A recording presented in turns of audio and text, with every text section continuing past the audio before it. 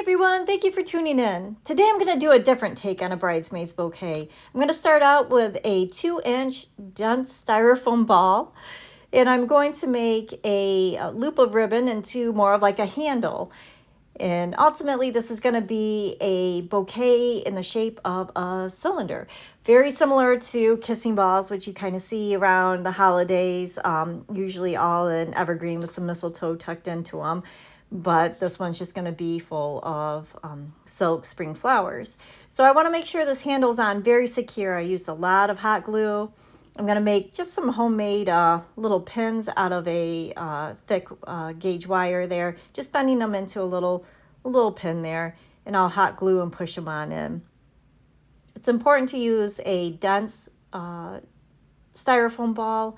If it's more of the loose styrofoam, it's going to break apart easily the more flowers you stick into it. So you want that nice firm hold that you get from the dense styrofoam.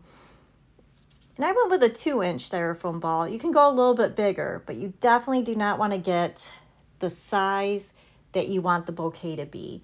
Figure it doubling in size when you're all done. So if you want the whole arrangement to be about 8 inches in diameter, you're going to want like about a 3-inch styrofoam ball, maybe a 4-inch if you want to go a little bit bigger.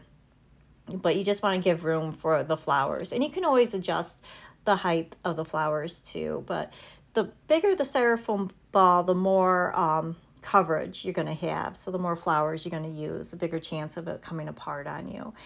So you just want to go a little bit smaller than what you want originally.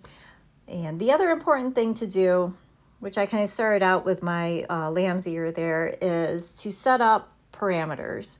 That way, as you toss and turn this ball around, you're not going to get lost and end up with some odd shape rather than a circle. So by setting that top bottom perimeter, and then I set up about 4 sides to it, it just gives me an idea of what to stay within.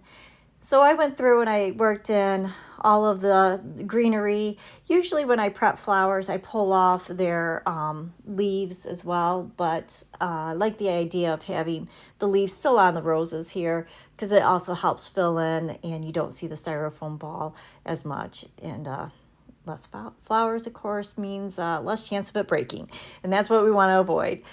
I did get some artificial baby's breath that I'm going to work in for the filler flower here. You can also use ribbon loops if you want. You can even make tails coming out the bottom, which is really nice. It gives a nice movement to it. And when measuring for the handle, I think I actually went a little bit small. I probably want something a little bit bigger so you could get both hands into it and easily cross your hands and carry it that way. This would be a cute idea for Flower Girl as well. I did do a video on how to make a wand for Flower Girl, which is done pretty much the exact same way, only without a handle. Instead, you would insert like a stick, like a wand there. But if you have a flower girl who's a little bit older, this might be a cute take rather than the basket or a wand or throwing petals out. So I'm going to work in a little bit of the spiral eucalyptus. I like how it gives depth to the bouquet by standing out a little bit further from the roses. And then I kept the roses pretty much the same level. And there we go. We're all set. We made it to the end. Thank you so much for tuning in.